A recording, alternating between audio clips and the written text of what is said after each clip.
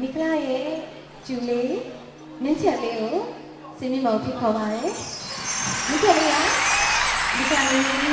ကိုမင်းသားခဲ့တဲ့ကျမရဲ့ကျူလေးပါကျမအကိုကြီးဆုံးရဲ့သားလေးပုကူလို့ခေါ်တယ်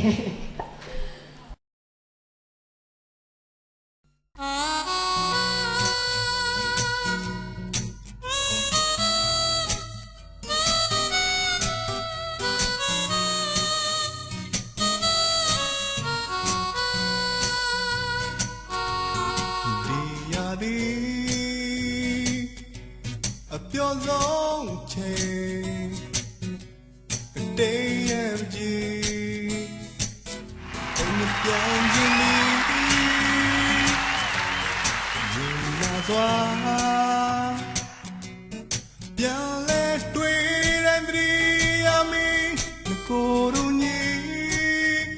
ချပူတဲ့တပ်တော်စီစိတ်သားနဲ့ကံကိုဖွင့်လို့ခင်နဲ့လာမရှောက်ခဲ့ဘူးပါဒီချစ်ဆုံးရဲ့ပြုံးရည်လေးတွေစိတ်ကြည်နူးကပြန်မြင်ရောက်နေပြီ